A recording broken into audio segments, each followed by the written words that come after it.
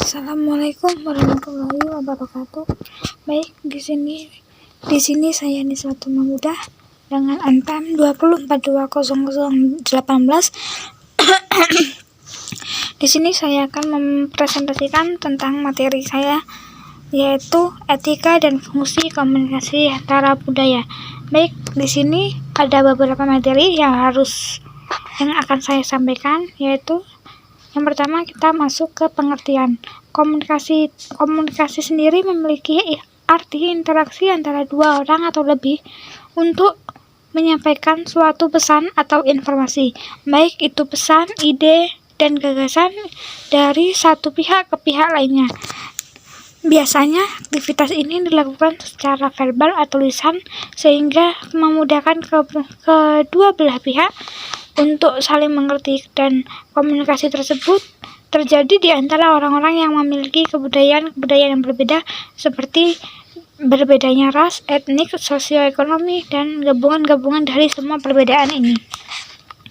Dan di sini ada menurut Lustig dan Koester di Interkultural Communication Competence mengatakan bahwa komunikasi antara budaya adalah suatu proses simbolik, interpretif, transaksional, kontekstual yang dilakukan oleh sejumlah orang yang memiliki perbedaan derajat, yang memberikan interpretasi dan harapan secara berbeda terhadap apa yang disampaikan dalam bentuk perilaku tersebut. Dan baik, di sini ada materi selanjutnya, yaitu hakikat komunikasi antara budaya tersebut. Bagaimana kegiatan yang terjadi dalam komunikasi setiap individu dengan individu lainnya, baik itu berupa dari dua orang atau lebih, sehingga terciptalah kemudahan berkomunikasi dan pemahaman yang lebih baik. Meskipun ada perbedaan cara berkomunikasi antara setiap individu maupun kelompok, komunikasi antara budaya pada hakikatnya menciptakan keselarasan dan kebersamaan akibat adanya pengertian dari masing-masing kelompok yang bersangkutan. Dan selain itu juga kita saling memahami setiap sisi dari perbedaan-perbedaan yang ada. Dan baik, di sini ada materi tentang fungsi-fungsi utama komunikasi antara budaya. Di sini ada beberapa fungsi-fungsinya, yaitu di sini pertama-tama saya akan menjelaskan tentang fungsi pribadi.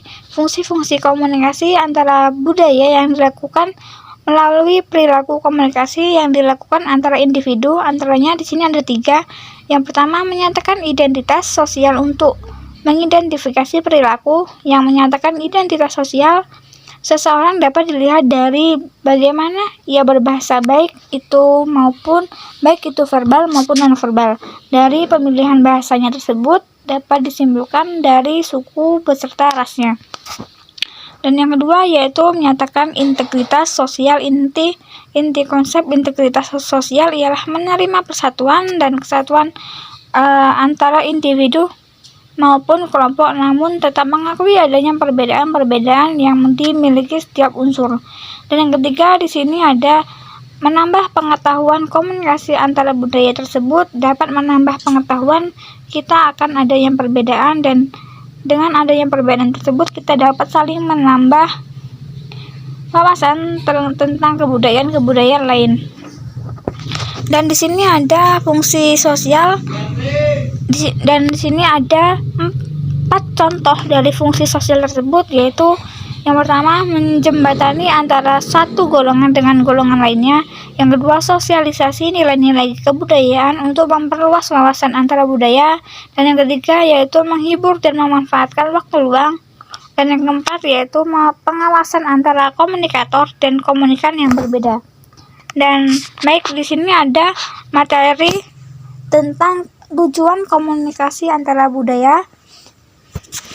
Dan di sini saya akan menjelaskan tentang tujuan itu.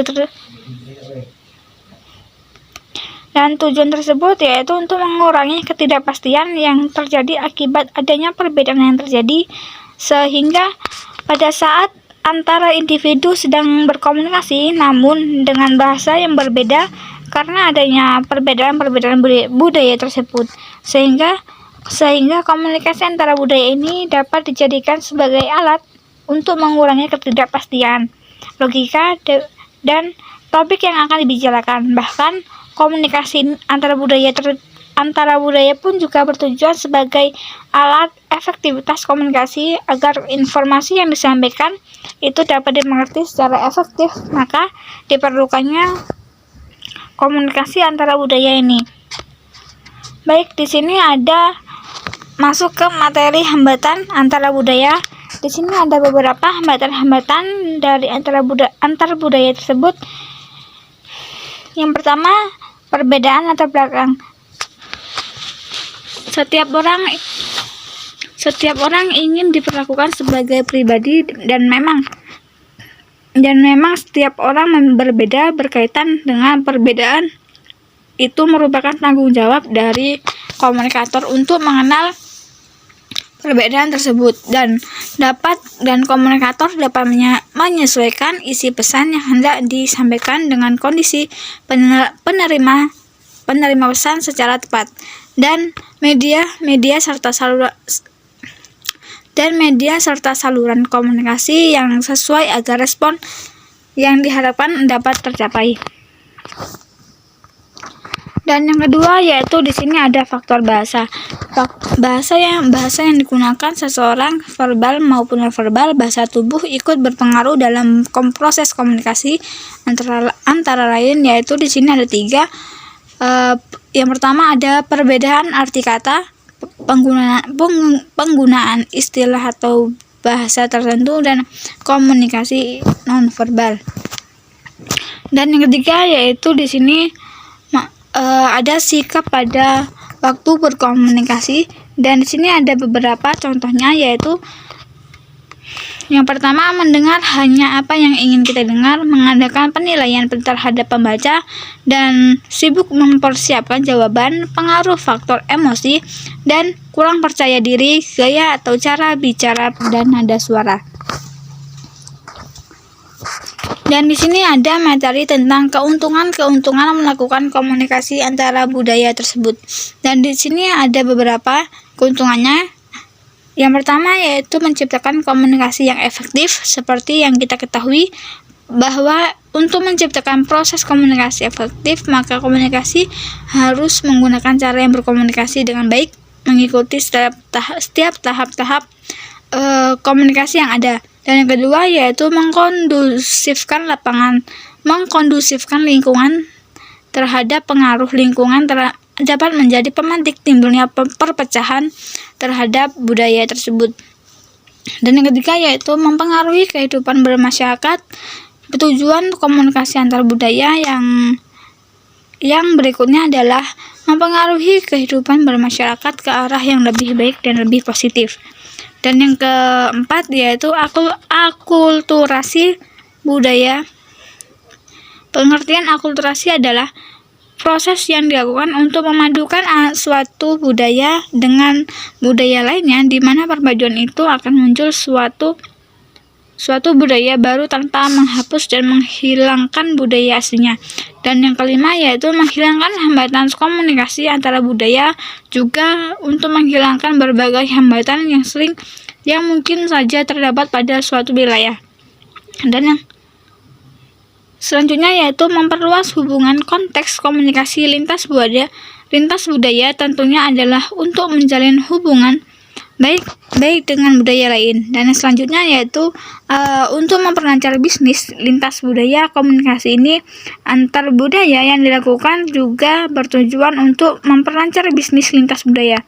Dan yang terakhir ini menghadapi perubahan era globalisasi yang bukan hanya terjadi pada teknologi, tetapi terjadi juga pada gaya hidup, yang ekonomi, hingga perubahan budaya tentunya harus disikapi dengan baik. Baik, di sini kita masuk ke kesimpulan dari materi yang saya jelaskan tadi.